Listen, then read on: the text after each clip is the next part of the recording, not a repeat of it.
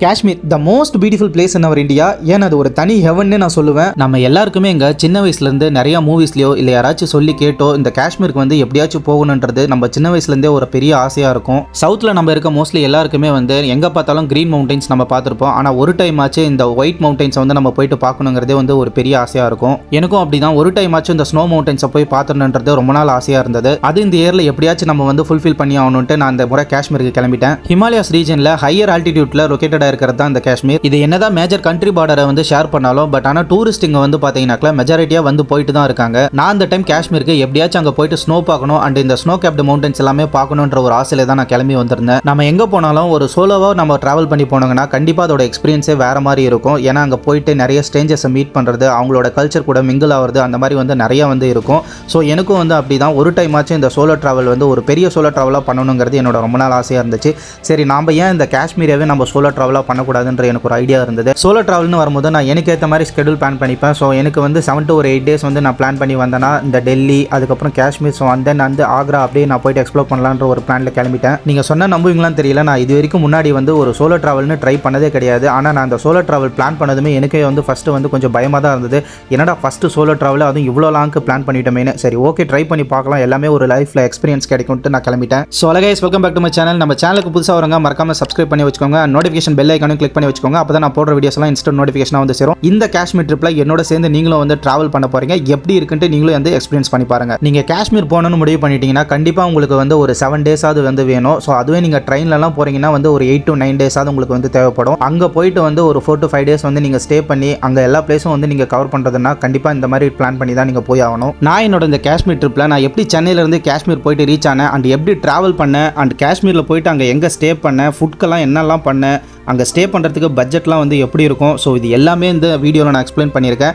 வீடியோவை ஸ்கிப் பண்ணாமல் பாருங்கள், அப்போ தான் உங்களுக்கு கண்டிப்பாக புரியும். அண்ட் காஷ்மீருக்கு எத்தனை டேஸ் பிளான் பண்ணால் கரெக்டாக இருக்கும், ஃப்ளைட்டில் போகலாமா இல்லை ட்ரெயினில் போகலாமா, அங்கே போயிட்டு என்னென்ன பிளேசஸ் எல்லாம் சுற்றி பார்க்குறது, ஸோ இது எல்லாத்துக்குமே நான் அந்த வீடியோவில் வந்து எக்ஸ்பிளைன் கொடுத்துருக்கேன். How to reach Kashmir. உங்களுக்கு பட்ஜெட்லாம் எதுவும் ப்ராப்ளமே இல்லைனா நீங்கள் டைரெக்டாக ஸ்ரீநகருக்கு ஃப்ளைட் புக் பண்ணி நேராக போயிட்டு அங்கே இறங்கிடுங்க. ஃப்ளைட் டிக்கெட் வந்து பார்த்தீங்கன்னா 2 daysக்கு 13 to 15K ஆகும். நீங்கள் ஒரு 2 months 3 months முன்னாடியே நீங்கள் புக் பண்ணிட்டீங்கனாக்கா உங்களுக்கு ஈஸியாக இருக்கும். இல்லை எனக்கு பட்ஜெட்டில் போகணும், எனக்கு டேஸ்லாம் ப்ராப்ளமே இல்லைன்னு நினச்சிங்கன்னா அப்போ கண்டிப்பாக ட்ரெயினில் நீங்கள் ட்ரை பண்ணுங்கள். ட்ரெயின் ஓகே ப்ரோ, பட் நம்ம தமிழ்நாட்டிலேருந்து ட்ரெயின் இருக்கான்னு கேட்டிங்கன்னா கண்டிப்பாக இருக்குது. 3 ட்ரெயின் வந்து பார்த்தீங்கன்னா நம்ம தமிழ்நாட்டிலேருந்து ஸ்ரீநகர் கிட்ட வரைக்கும் போகுது. ஸ்ரீநகருக்கு முன்னாடி வைஷ்ணவ தேவி கத்ரான்னு ஒரு ரயில்வே ஸ்டேஷன் இருக்குது. அந்த ரயில்வே ஸ்டேஷன் வரைக்கும் நம்ம சவுத்லேருந்து 3 ட்ரெயின் வந்து போயிட்டுருக்கு.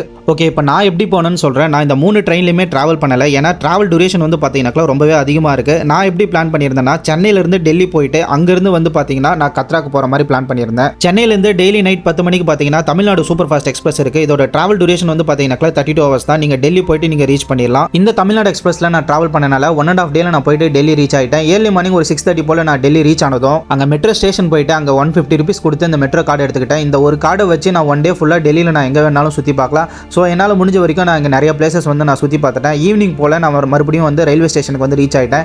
ஏன்னா நைட்டு வந்து பார்த்தீங்கன்னா கத்ராக்கு வந்து 10:50 PM வந்து ஒரு ட்ரெயின் இருக்குது. டெல்லியிலேருந்து கத்ரா போகிற ட்ரெயின், அதுதான் லாஸ்ட் ட்ரெயின். ஸோ அந்த ட்ரெயினில் நான் வந்து ஏறிட்டேன்னா நேராக நான் போயிட்டு ஜம்முவில் இறங்கிடுவேன். நான் ஏன் கத்ரா போல் ஜம்மு ஏன் நான் போனேன்ட்டு அதுவும் நான் உங்களுக்கு ஒன்று சொல்கிறேன்.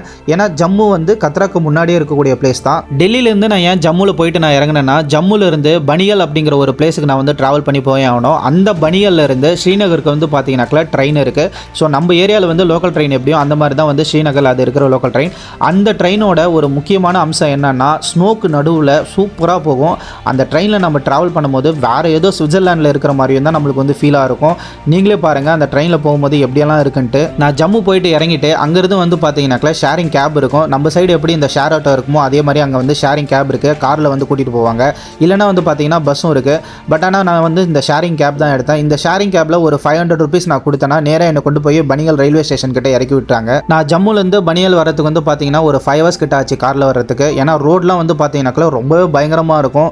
நம்ம கரெக்டாக அந்த ஜம்முக்கு வந்து நம்ம போகிற ரூட் எல்லாமே வந்து பார்த்தீங்கன்னா ஒரு பயங்கரமான ஒரு லேண்ட்ஸ்கேப்பும் பெரிய பெரிய மவுண்டன்ஸ் தான் வரும்.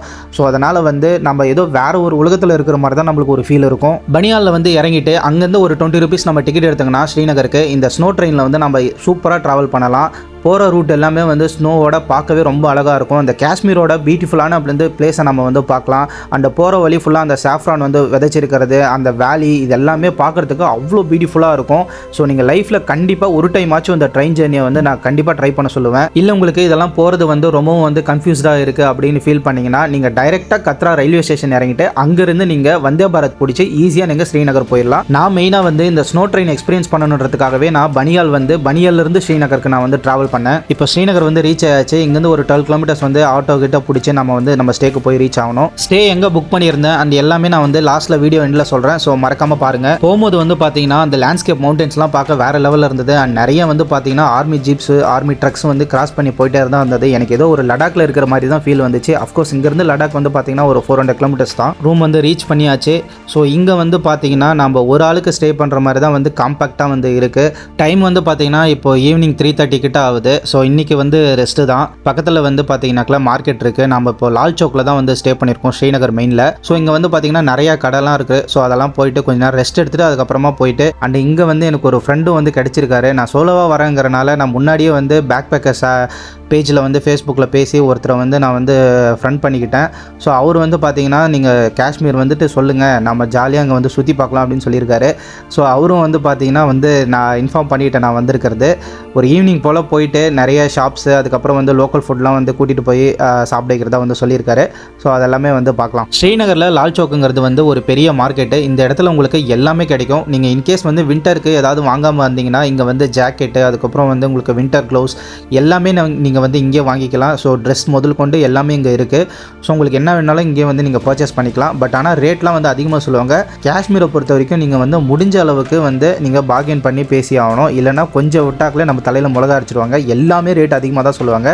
ஸோ நீங்கள் முடிஞ்ச அளவுக்கு எங்கே வந்து நீங்கள் வாங்குறது எதாக இருந்தாலும் வந்து போயிட்டு பேரம் பேசுங்க. ஈவினிங் போல் நம்ம ஃப்ரெண்டுக்கு கால் பண்ணி இந்த மாதிரி வந்து வெளியில் போகலாம் அப்படின்னு சொல்லும்போது அவர் கார் எடுத்துகிட்டு வந்திருந்தார். ஸோ அப்படியே பக்கத்தில் டல் லேக்கெல்லாம் போயிட்டு நைட் டைமில் அதெல்லாம் பார்க்கும்போது ரொம்பவும் சூப்பராக இருந்தது. அந்த 2-3 ஸ்வீட்ஸ் கடைக்கெல்லாம் வந்து கூட்டு போனார். அங்கே ஸ்வீட்ஸ்லாம் வந்து டேஸ்ட் அல்டிமேட்டாக இருந்தது. அதுக்கப்புறம் இந்த காஷ்மீரில் வந்து ஒரு ஃபேமஸான ஃபுட்டு வந்து பார்த்தீங்கன்னாக்கா இந்த வஸ்வான். ஸோ இதுவும் போயிட்டு வந்து ட்ரை பண்ணி பார்த்தேன். ஸோ அது ஃபுட்டு வந்து ரொம்பவும் நல்லா இருந்தது. ஓகே கைஸ், இன்னைக்கு டே வந்து பார்த்தீங்கன்னா அவ்வளோதான். ஸோ நம்ம மறுபடியும் ஸ்டேக்கு போயிட்டு கொஞ்சம் நேரம் நல்லா ரெஸ்ட் எடுத்துகிட்டு நைட் நல்லா தூங்கிட்டு நாளைக்கு மறுபடியும் ஃப்ரெஷ்ஷாக வந்து ஸ்டார்ட் பண்ண போகிறோங்க. நாளைக்கு தான் நம்மளோட ரியல் காஷ்மீர் எக்ஸ்ப்ளோரிங்கை ஸ்டார்ட் ஆக போகுது. நாளைக்கு வந்து பார்த்தீங்கன்னா ஒரு மெயினான பிளேஸ்க்கு நம்ம போக போகிறோம். ஸோ அதுக்கு வந்து பார்த்தீங்கன்னா நல்லா நம்ம தூங்கி ரெஸ்ட் எடுத்துகிட்டு போய் ஆகணும். ஏன்னா நம்ம நிறைய தூரம் வந்து ட்ராவல் பண்ணி வந்தனால. ஸ்டே பார்த்தீங்கன்னா நான் ட்ரிப் வேலியில் தான் புக் பண்ணியிருந்தேன். இவங்களோட புக்கிங் டீட்டெயில்ஸ் எல்லாமே கீழே நான் வந்து டிஸ்கிரிப்ஷனில் கொடுக்குறேன். ஸோ நீங்கள் காஷ்மீர் இல்லை மணாலி இந்த மாதிரி எங்கே போகிறதா இருந்தாலும் நீங்கள் வந்து இவங்களை கான்டாக்ட் பண்ணலாம். இவங்களே உங்களுக்கு பக்காவாக ட்ரிப் வந்து ஆர்கனைஸ் பண்ணி கொடுப்பாங்க. நீங்கள் காஷ்மீர் போகிறீங்கனாலே ஃபஸ்ட்டு எந்த சீசனுக்கு போகிறீங்கன்றதை நீங்கள் வந்து பிளான் பண்ணிக்கோங்க. ஏன்னா இங்கே வந்து மெயினான 4 மேஜர் சீசன்ஸ் இருக்குது.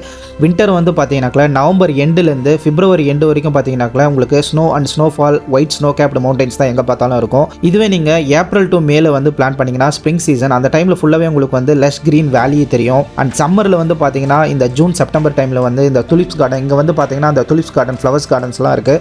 ஸோ அந்த டைமில் வந்து நீங்கள் பிளான் பண்ணுறதுக்கு பெஸ்ட்டாக இருக்கும். இதுவே வந்து இந்த ஆட்டம் சீசன், அதாவது இந்த அக்டோபர் நவம்பரில் வந்தீங்கன்னா இந்த லீவ்ஸ்லாம் பார்க்குறதுக்கு, அதாவது இந்த மரத்தோட இலைங்கள்லாம் பார்க்குறதுக்கு ஃபுல்லாகவே வந்து ஒரு ஆரஞ்சு ஷேடோட செம்மையாக இருக்கும். ஸோ இங்கே வந்து பார்த்தீங்கன்னா இந்த 4 சீசனும் வந்து பார்த்தீங்கன்னாக்கா ஒரு மேஜரான சீசன். இதில் உங்களுக்கு எது வந்து போனாக்கில் வந்து உங்களுக்கு வந்து பிடிக்கும்ன்றதை நீங்கள் அதுக்கேற்ற மாதிரி நீங்கள் பிளான் பண்ணிக்கோங்க. என்னை கேட்டால் இந்த ஒவ்வொரு சீசனுக்கும் காஷ்மீர் வந்து பார்க்கும்போது ஒரு புது டிஃப்ரெண்ட்டான ஒரு பிளேஸாக தான் தெரியும். நீங்கள் எந்த பேக்கேஜும் இல்லாமல் நீங்கள் எதுவும் புக் பண்ணாமல் இங்கே காஷ்மீர் வந்துட்டோம் நீங்கள் டைரெக்டாக ரூம் வந்து புக் பண்ணிக்கலாம். பட் ஆனால் எங்கே போனாலும் உங்களோட ஸ்கில்ஸ், அதாவது பார்கெனிங் ஸ்கில்ஸை வந்து நீங்கள் காட்டணும். பட்ஜெட்டான ஸ்டேன்னு வந்து பார்த்தீங்கன்னா ரூம் வந்து 900லேருந்தே இருக்குது. லால் சௌக்லேயே வந்து நீங்கள் வந்து கேட்டு பார்த்தாலே வந்து அவங்களே உங்களுக்கு வந்து கொடுப்பாங்க. ஸோ இங்கே வந்து பார்த்தீங்கன்னா 900லேருந்து இருக்குது. பட் ஆனால் நீங்கள் எடுக்கிற ரூமில் வந்து பெட்டில் வந்து ஹீட்டிங் சிஸ்டம் இருக்கான்னு வந்து கேட்டுக்கோங்க. அண்ட் ஹாட் வாட்டர் சப்ளையும் இருக்கான்னு கேட்டுக்கோங்க. இல்லைனா கண்டிப்பாக வின்டர் டைமில் நீங்கள் காஷ்மீர் வந்தீங்கன்னா சர்வை பண்ணுறது ரொம்ப கஷ்டம். ஸோ அதுக்கேற்ற மாதிரி தான் நீங்கள் வந்து பிளான் பண்ணிக்கணும். அண்ட் நீங்கள் காஷ்மீர் போகிறதுக்கு முன்னாடி வந்து கண்டிப்பாக இந்த லிப் பாமு, மாய்ஸ்சரைசரு, அதுக்கப்புறம் வந்து ஸ்கின் கேர், ஏதாவது உங்களுக்கு வந்து ஸ்கின் ரேஷஸ் ஆகாமல் இருக்கிறதுக்கு, தென் வந்து உங்களுக்கு வந்து எமர்ஜென்சி டேப்லெட்ஸு, பேராசெட்டமால், அதுக்கப்புறம் வந்து அந்த மாதிரி நிறையா வந்து எடுத்துக்கோங்க. அது இன்கேஸ் வந்து உங்களுக்கு ஹை ஆல்டிடியூட் ஏதாவது இஷ்யூவாக இருந்தாலும் வந்து வரலாம். ஸோ அதுக்கேற்ற மாதிரி நீங்கள் வந்து மெடிசன்ஸ் எல்லாமே நீங்கள் வந்து கேரி பண்ணிக்கிறது நான் பெஸ்ட்டுன்னு சொல்லுவேன். நம்ம சவுத்லேருந்து ட்ரெயினில் நம்ம ட்ராவல் பண்ணி காஷ்மீர் வந்தாங்கன்னா கண்டிப்பாக வந்து ஒரு 2 to 3 days கிட்ட வந்து டைம் எடுக்கும். நீங்கள் இங்கே வந்து நல்லா ரெஸ்ட் எடுத்துகிட்டு அடுத்த நாளுக்கு அப்புறமா தான் வந்து காஷ்மீரை எக்ஸ்ப்ளோர் பண்ண ஆரம்பிப்பாங்க. நாளைக்கு நம்ம காஷ்மீரில் ஒரு மேஜரான டூரிஸ்ட் பிளேஸ் தான் போயிட்டு கவர் பண்ண போகிறோம். அந்த பிளேஸ் பார்க்குறதுக்கு அவ்வளோ பியூட்டிஃபுல்லாக இருக்கும் அண்ட் அட்வென்ச்சரஸாகவும் இருக்கும். ஸோ கண்டிப்பாக வந்து நம்ம சேனலை சப்ஸ்கிரைப் பண்ணி வச்சுக்கோங்க. அப்கமிங் டேஸில் காஷ்மீரில் இன்னும் என்னெல்லாம் பிளேஸ்லாம் போயிட்டு பார்த்தோம், அட்வென்ச்சரஸாக என்ன கேம்ஸ்லாம் ட்ரை பண்ணுன்ட்டு எல்லாமே நான் அந்த வர வீடியோஸ்லாம் நான் சொல்கிறேன். உங்களுக்கு வீடியோ வீடியோ பிடிச்சிருந்தனா மறக்காம அப்படியே ஒரு லைக் கொடுத்துட்டு நம்ம சேனலை சப்ஸ்கிரைப் பண்ணி வச்சுக்கோங்க. நோட்டிஃபிகேஷன் பெல் ஐக்கான மறக்காம கிளிக் பண்ணிக்கோங்க. அப்பதான் நான் போடுற வீடியோஸ்லாம் இன்ஸ்டன்ட் நோட்டிஃபிகேஷன் உங்களுக்கு வந்து சேரும். உங்களுக்கு ஏதாச்சும் டவுட்ஸ் இருந்தாக்கல எனக்கு இன்ஸ்டாகிராமில் வந்து டிஎம் பண்ணுங்க. இன்ஸ்டா ஐடி கீழே டிஸ்கிரிப்ஷனில் கொடுத்துருக்கேன். ஓகே கைஸ், நாளைக்கு உங்களை ஒரு பியூட்டிஃபுல்லான பிளேஸ்லேருந்து நான் சந்திக்கிறேன். ஸோ தேங்க்ஸ் ஃபார் வாட்சிங். பாய்.